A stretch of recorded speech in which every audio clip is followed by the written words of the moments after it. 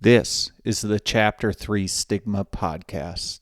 This podcast was created to be there for any individual who feels like they are at a low point in life and are confused, seemingly alone, and helpless in their situation.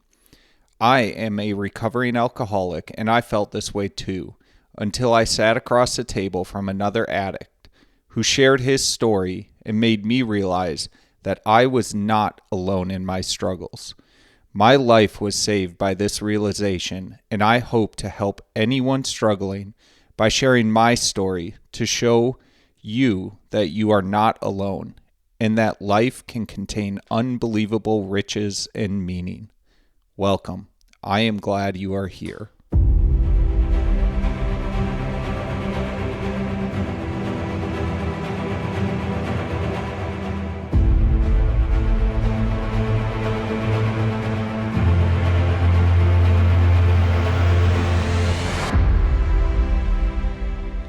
Hey folks, welcome to another episode of the Chapter 3 Stigma Podcast. This episode will be coming to you on Thanksgiving Day of 2024. And I thought it a good time to just go off the cuff about one of the key steps that I have in my recovery practices, and that is gratitude. And I had a massive aversion to gratitude before entering into rehab in particular. Gratitude was something that I had read a significant amount about the topic. I had attempted to incorporate the practice into my life, and I had struggled immensely at being genuine about it and about incorporating it into my life. So what I wanted to do here and provide in a very short and succinct podcast episode are really like 3 learnings that I've had for the practice of gratitude. And I think by applying these learnings in your own life, you can kind of take the, I don't even know if this is the right way of phrasing it, but like the disingenuine like ickiness out of the practice of gratitude and really find yourself observing life and being genuinely grateful for things, and with the ultimate goal of changing your perception and your outlook.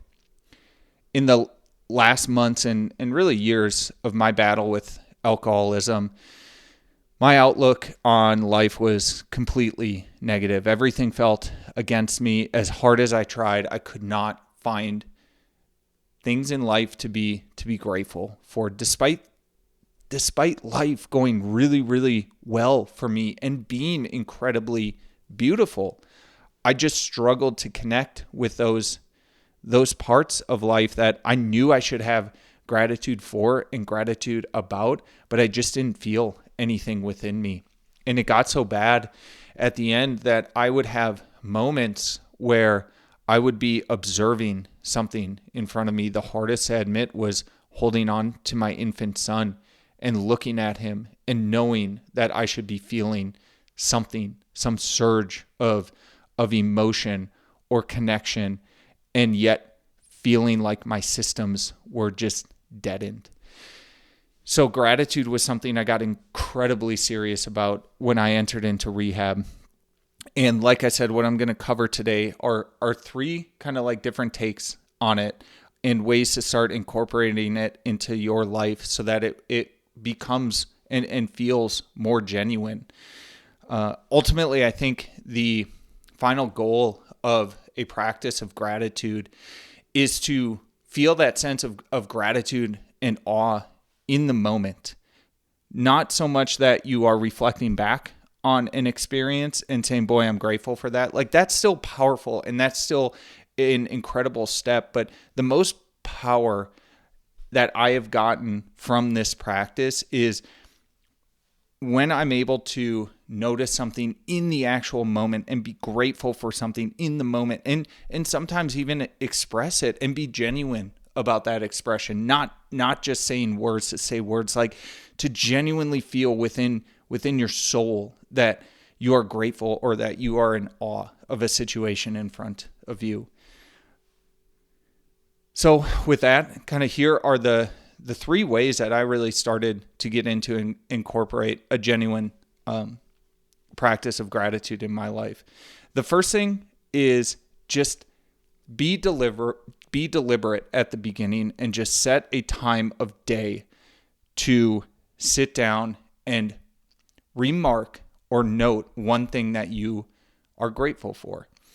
I found this practice most beneficial at the end of the day because I could reflect back upon my waking hours and pick out moments during the day that I was grateful for something. Maybe it was a conversation with a friend while I was in rehab, or a particular group session that we had, or getting to go off-site to an AA meeting, or the gym that we got to go to occasionally.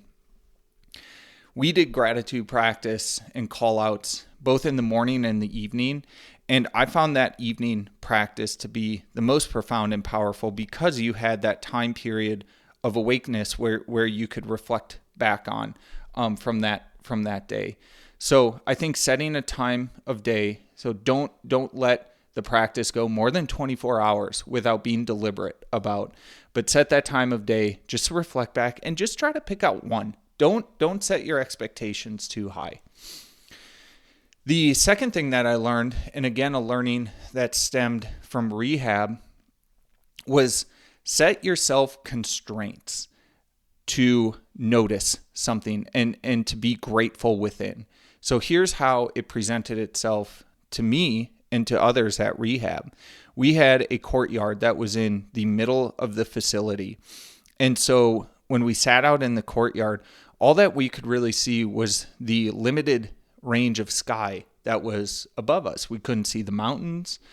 So we would watch clouds and airplanes go by. And just having this physical constraint where you could only look up and gaze upon a certain portion of the sky connected me with something that you can find things to be grateful for within constraints and within bounds. And so what we would notice is, like, as silly as it sounds and as childish as it sounds, like, we really enjoyed just watching airplanes, watching them fly at different heights, watching the various size airplanes. And we had individuals that were in the airline industry that we would pose questions to about, like, what kind of engine is that? What kind of aircraft is that? What's it used for?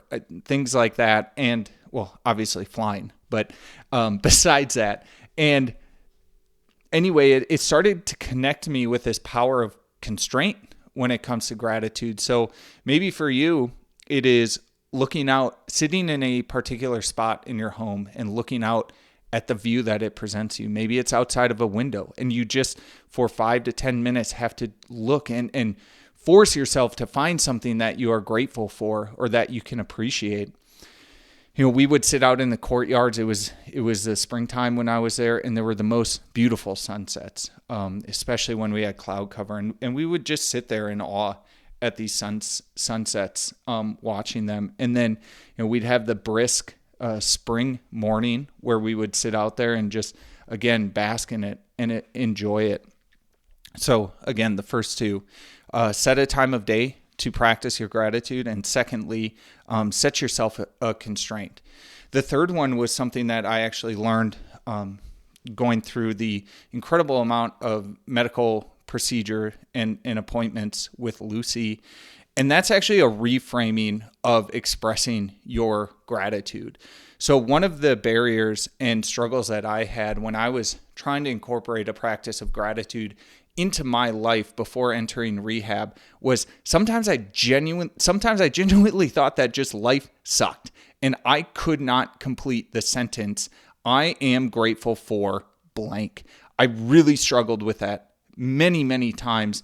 And even if I did figure out a way to finish that sentence, a lot of times it felt disingenuous and like I couldn't actually stand behind that statement that I had made. So I was like really gutting it out and really kind of faking it a lot of times, which can be beneficial and can be powerful. But in going through the experience with Lucy and the vast amount of just kind of like time that we had to spend in hospitals and things like that, I found this reframing of the grateful statement, and that is this. Instead of finishing the sentence, I am grateful for blank, finish this sentence. Isn't it incredible that blank? I had the most profound and stunning experience with gratitude on Lucy's birthday, standing outside of her NICU room, watching the team of professionals surround and support her and run complex procedure after complex procedure. And I sat there utterly stunned, thinking upon all of the individuals that were actually involved in saving Lucy's life and stabilizing her outside of that very room.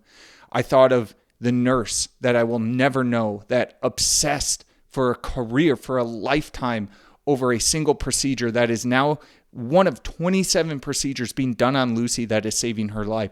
And I just found myself almost overwhelmed with this sense of just like, isn't this incredible that these thousands of individuals that are not with Lucy in her room right now actually led up to this moment where there are these incredibly competent, caring, and just capable professionals who are right now stabilizing my daughter and giving her a further chance at life. It was such a profound and compelling experience to me that I actually find myself more often than not going to this prompt versus the I'm grateful for. I find myself more often than not now saying, isn't it incredible that enter in whatever is in front of me in life?